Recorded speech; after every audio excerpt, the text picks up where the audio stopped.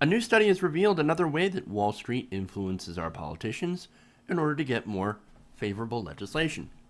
See, what they found in this study is that lawmakers tend to get larger loans at more favorable interest rates right as soon as they get appointed to congressional committees that just happen to oversee the financial industry.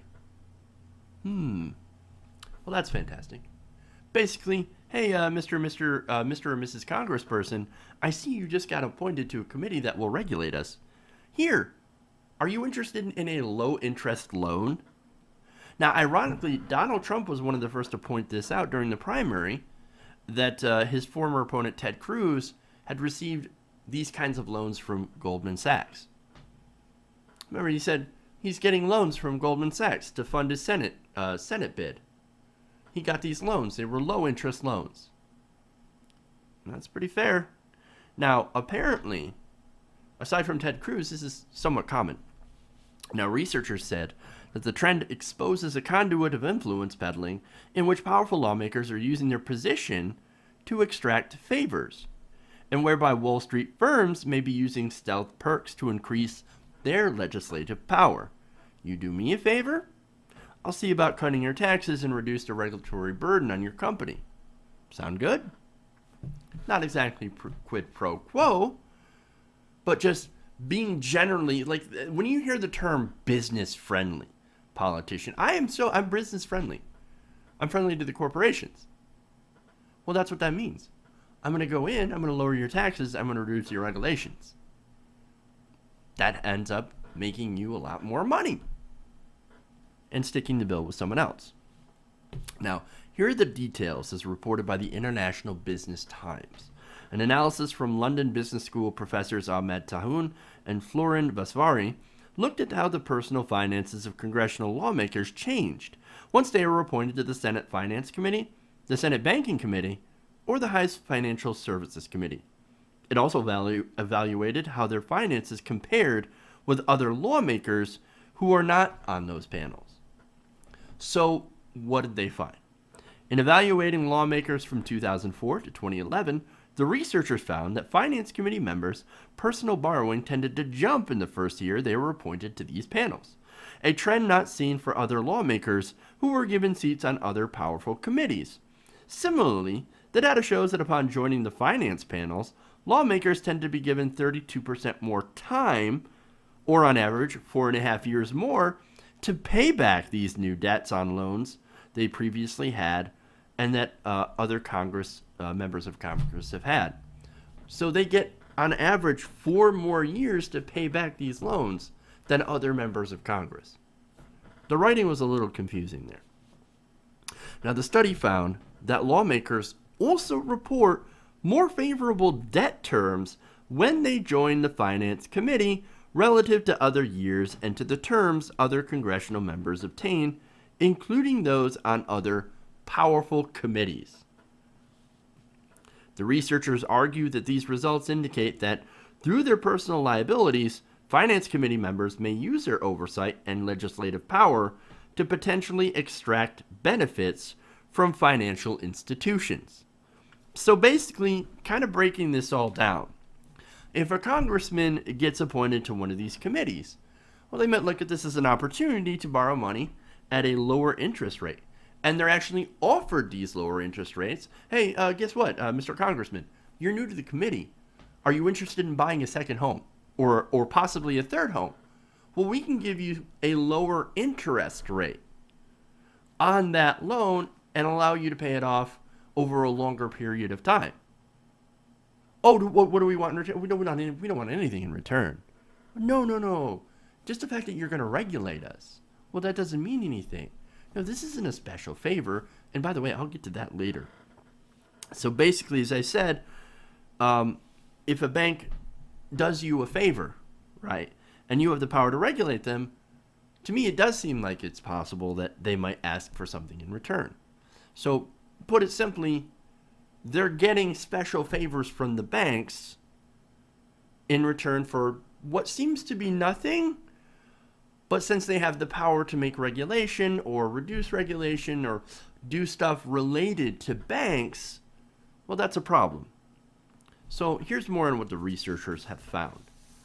Looking at which particular financial institutions are lending to lawmakers, the researchers found that underperforming banks provided new and bigger loans to more Finance Committee members than to other members of Congress.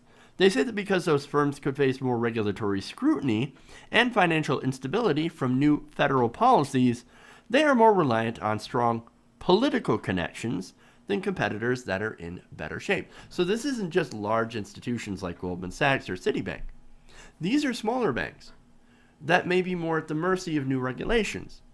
Now, we know that in crony capitalism, which is kind of what we have today, not kind of, that's definitely the system that we have, the larger banks can say, well, I don't like my competitors. Hey, people that I've given campaign contributions to get elected, you just happen to be on the Senate Banking Finance Committee. Well, we kind of want some regulations that they're not going to really impact us, but they'll help crush our competitors. You don't think that happens? Of course it happens. Look, corporations and Republicans and even Democrats love to complain about some regulations that are crushing businesses, right?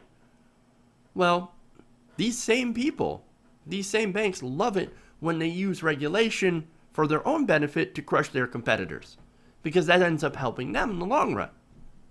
So there's that. It continues, weaker institutions, which are more likely to benefit from legislation influenced by Finance Committee members, create connections with these individuals via their lending activities. They conclude, Finance Committee members can promote and support policies designed to have a positive impact in the financial industry, and thus poor-performing banks would reap greater benefits relative to other banks because the threat of insolvency would likely diminish.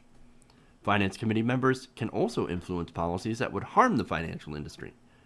Weaker financial institutions would benefit the most if these policies created opportunities for them to remain solvent. So that, of course, explains why banks would want to do this, why they want to foster these relationships with people on these committees. It makes sense. Doesn't mean it's right, but it does make sense from a business standpoint.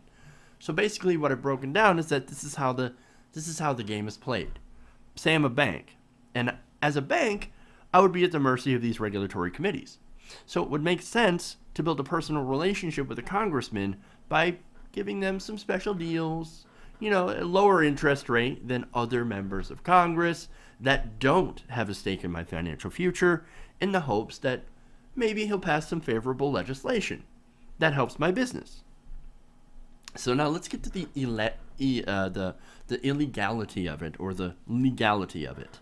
Now, the study, which was supported by the Institute for New Economic Thinking, did not evaluate whether the loans and interest rates constitute a systemic violation of congressional rules designed to prevent financial institutions from using loans to deliver special gifts to lawmakers. The restrictions on Congress are actually explicit. In the U.S. House Ethics Manual, it declares that there can also be an improper gift when a member or staff person is given a loan at or below market interest rate, which seems to be the case here. So I have to ask, why isn't this bigger news? And now this is written in the International Business Times by David Sirota, and on Twitter, he was saying, why isn't this bigger news? Why isn't this prompting a criminal investigation? Well, I think it's obvious why we're not. And it's interesting that it's brought up now, because look, it was around 4 years ago that these rules were actually in the spotlight, that there was actually more news about this. And that's because a congressional report found that the mortgage industry titan Countrywide Financial had created something called a VIP loan unit that gave lower mortgage rates and expedited loan processing services to lawmakers that oversaw legislation affecting Countrywide Financial. Now, at the time, chairman of the House Oversight Committee, Republican Darrell Issa, look, we give Issa a lot of shit, right? Because some of what he comes up with is pure bullshit. On this, however, he's actually right. He said that Countrywide used discounted loans as a tool to ingratiate itself with policymakers in an effort to benefit the company's business interests. Nail, meet, head. It worked. That's exactly what was going on. But of course, you know why ISA came out hard against this? It's because it had two Democratic senators, Senators Chris Dodd and Kent Conrad. Now, if it were Republicans, I have a feeling that he wouldn't be quite as hard on them. Nonetheless, you should be hard on everybody doing this. But as I said, Democratic U.S. senators, Chris Dodd and Kent Conrad were cleared by the Ethics Committee, which said they did not knowingly seek these perks from the banks. The committee, though, told the lawmakers that they should, quote, have exercised more vigilance in their dealings with Countrywide in order to avoid the appearance that they were receiving preferential treatment based on their status as a senator. So basically, after all that, slap on the wrist. Golly gee, you know what? I bet everybody learned their lesson after that one. Yes, I was doing things to help out Countrywide because I was getting sweetheart deals from them. Oh, slap on the wrist. Bad, Senator. Bad. You can go now. No criminal investigation. Nothing. Yeah. This is why this keeps happening. It's pretty obvious from this report that people in Congress only learned that they can get away with this, with doing these things, as well as the banks. The thing is now that everybody knows that this happens, and since members of Congress are still doing it, they can't really claim ignorance anymore as an excuse. Everybody knows it. If they're doing it, you can't say, oh, I didn't know.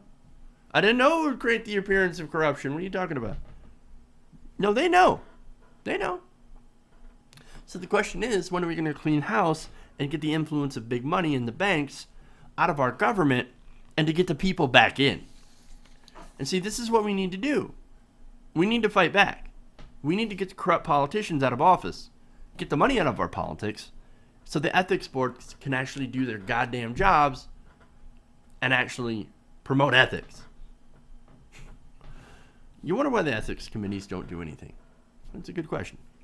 Because the people on the committees also have to rely on campaign contributions to win elections as well.